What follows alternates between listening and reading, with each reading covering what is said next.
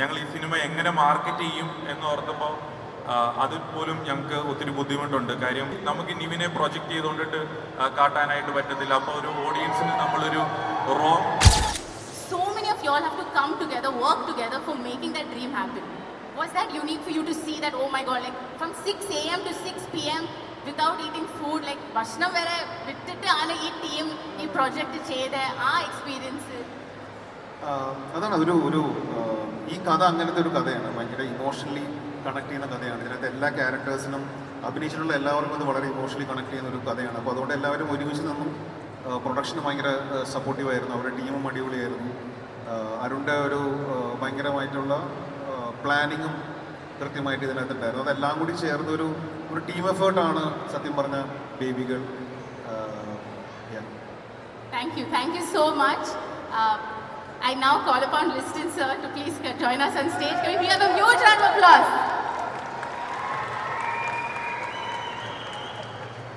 So, sir, from a producer's point of view, right? What were the challenges that you faced? Because upon Niveen sir knew that you had to block, like a city, the timing, all of that. So, from a producer's point of view, what were the challenges that you faced?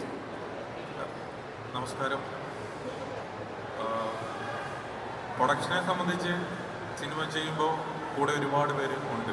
അപ്പം അവരാണ് അതിൻ്റെ പെർമിഷനും മറ്റ് കാര്യങ്ങളെല്ലാം എടുക്കുന്നതും ചെയ്യുന്നതുമല്ല.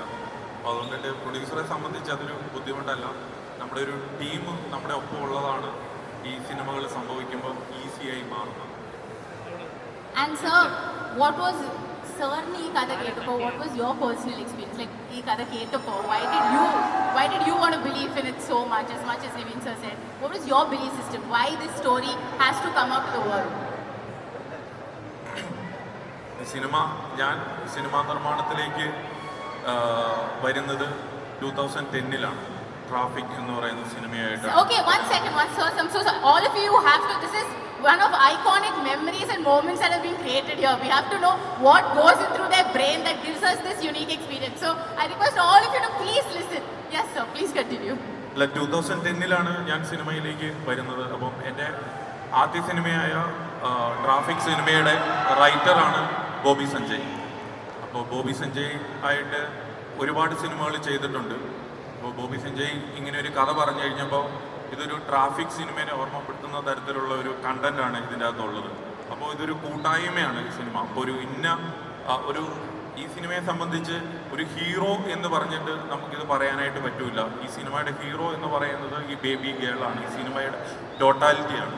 അപ്പോൾ ഞങ്ങൾ ഈ cinema എങ്ങനെ മാർക്കറ്റ് ചെയ്യും എന്നോർത്തപ്പോൾ അതിൽ പോലും ഞങ്ങൾക്ക് ഒത്തിരി ബുദ്ധിമുട്ടുണ്ട്. കാര്യം ഇതൊരു നിവിനെ നമുക്ക് പ്രൊജക്റ്റ് ചെയ്ത് പറയാൻ പറ്റത്തില്ല. നിവിനാണ് ഹീറോ. പക്ഷേ എങ്കിൽ കൂടി നമുക്ക് നിവിനെ പ്രൊജക്റ്റ് ചെയ്തുകൊണ്ടിട്ട് കാട്ടാനായിട്ട് പറ്റത്തില്ല. അപ്പോൾ ഒരു ഓഡിയൻസിന് നമ്മളൊരു റോ മെസ്സേജ് കൊടുക്കുന്ന പോലെ ഇരിക്കും. അപ്പോൾ പബ്ലിസിറ്റി നമ്മൾ അങ്ങനെ ചെയ്ത് കഴിഞ്ഞാൽ അത് റോങ് ആയി പോകും. അപ്പോൾ അതുകൊണ്ട് ടോട്ടാലിറ്റി ഇപ്പോൾ ട്രാഫിക് എന്ന് പറയുന്ന സിനിമ എന്ന് പറയുന്നത് എല്ലാവരും അതിൻ്റെ അകത്തൊരു വലിയ പാർട്ടാണ്. അപ്പോൾ മേജർ പാർട്ട് എന്നുള്ള കാര്യമുള്ളൂ ഇതിൻ്റെ അകത്ത് പറയാനായിട്ട് പറ്റുള്ളൂ.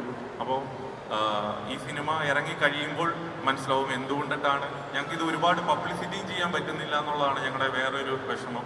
കാര്യം വേറൊരു സിനിമയ്ക്കാണെങ്കിൽ ഒരു പാട്ട് നമുക്ക് ആദ്യം ഇറക്കി വിടാൻ പറ്റും, അല്ലെങ്കിൽ അതിൻ്റെ അകത്തുള്ള മറ്റ് കാര്യങ്ങളെല്ലാം നമുക്ക് റിവീൽ ചെയ്യാൻ പറ്റും. ഇതിൻ്റെ അകത്തെല്ലാം ലിമിറ്റേഷൻസ് ഉണ്ട്. കാരണം ഒരു ദിവസം നടക്കുന്ന ഒരു സിനിമയാണ്. അപ്പോൾ അതുകൊണ്ടിട്ട് എന്ത് വിട്ടാലും അത് സിനിമയെ ബാധിക്കും എന്നുള്ളത് കൊണ്ടിട്ട് ഞങ്ങൾക്ക് കുറേ അധികം ലിമിറ്റേഷൻസ് ഉള്ളതുകൊണ്ടിട്ടാണ് ഇന്ന് മുതലാണ് ആക്ച്വലി ഈ സിനിമയുടെ ഒരു പബ്ലിസിറ്റി സ്റ്റാർട്ടാവുന്നത് പോലും.